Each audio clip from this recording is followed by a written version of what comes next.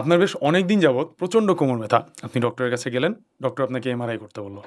MRI রিপোর্টে আপনি দেখলেন L4, L5, S1 এ পিএলআইডি আছে। এখন অনেকগুলো লেটার, অনেকগুলো নাম্বার দেখে আপনি হয়তো ভড়কে গেলেন যে আমার হয়তো মেরুদণ্ডে কোনো গুরুতর সমস্যা হয়েছে। ভয় পাবেন না, শুরুতে আগে বলি পিএলআইডি জিনিসটা কি? এটা অনেক কমন একটা জিনিস। পিএলআইডি মানে হচ্ছে প্রোল্যাপসড লাম্বার ইন্টারভার্টিব্রাল ডিস্ক। মানে আপনার মেরুদণ্ডের মধ্যে যে হাড়গুলো আছে তার মাঝখানে যেই চিকন কার্টিলেজ থাকে ওইটার কোনো ক্ষয়, এটা ড্যামেজ হতে পারে, তারপর হচ্ছে স্লিপ করতে পারে, বালজিং হতে পারে, হার্নিয়েশন হতে পারে।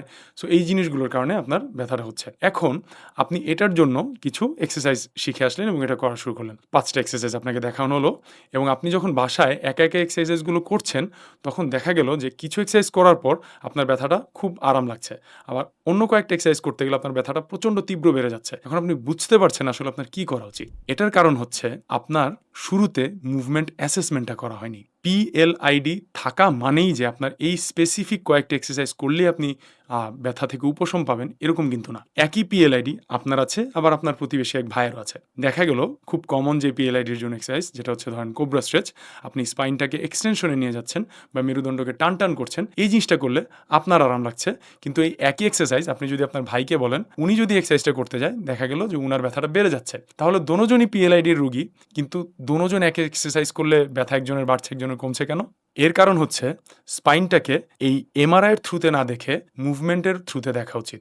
আপনি কোন টাইপের মুভমেন্ট ইনটলারেন্ট, মানে আপনার স্পাইনটা কি ফ্লেকশন ইনটলারেন্ট নাকি এক্সটেনশন ইনটলারেন্ট, মানে আপনি কি স্পাইনকে ফ্লেকশন বা এইভাবে ঝুঁকে কোনো কাজ করলে আপনার ব্যথা বেড়ে যায় কিনা।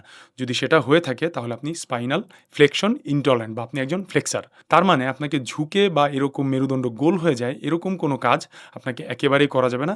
ইভেন কোনো এক্সারসাইজও এই টাইপের করা যাবে না। অন্যদিকে আপনি যদি এক্সটেন্সার হন বা স্পাইনাল এক্সটেনশন ইনটলারেন্ট, মানে আপনার মেরুদণ্ড যখন টান টান হয়ে যাবে, আপনি এইভাবে মেরুদণ্ড টান করে যখন কোনো এক্সারসাইজ করবেন যেমন কোবরা স্ট্রেচ, এটা করলে আপনার ব্যথাটা বেড়ে যেতে পারে। তাই আপনার এই টাইপের কোনো এক্সারসাইজ করা ঠিক হবে না। আবার অনেকের ক্ষেত্রে কেউ কেউ কম্প্রেসার এবং শেকার হয়ে থাকে।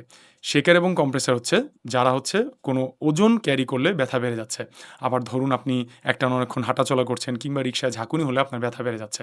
এটার কারণ হচ্ছে আপনার স্পাইন আনস্টেবল এবং আপনার কোর এনাফ স্ট্রং না যাতে আপনার স্পাইনকে সাপোর্ট দিতে পারে। তো এই জিনিসগুলো না বুঝে আপনি যদি র্যান্ডম কোনো এক্সারসাইজ করতে যান তাহলে আসলে হিতে বিপরীত হতে পারে। তো সেই কারণে আপনার এক্সারসাইজ স্টার্ট করার আগে আপনার উচিত একটা মুভমেন্ট অ্যাসেসমেন্ট করে নেওয়া এবং আইডেন্টিফাই করা যে আপনি কোন টাইপের মুভমেন্ট ইনটলারেন্ট, এবং ওই টাইপের মুভমেন্টগুলো অ্যাভয়েড করে তার অপোজিট কিংবা নিউট্রাল কোনো মুভমেন্ট করা, যাতে করে আপনার এই জিনিসটা আস্তে আস্তে রিকভারির দিকে যায়। আর আপনারা যদি অ্যাসেসমেন্ট করতে চান আমাদের সাথে কনসালটেশন বুক করতে পারেন। এখানে আমরা আপনার এই রুট কজটা বের করে আপনার জন্য অ্যাপ্রোপ্রিয়েট যে এক্সারসাইজগুলো আছে এবং সেটার ইন্টেন্সিটি হয়তো আমরা বাড়িয়ে দিব অথবা কমিয়ে দিব, সেই অনুযায়ী আপনি এক্সারসাইজগুলো করলে ইনশাল্লাহ আস্তে আস্তে রিকভার করে ফেলতে পারবেন।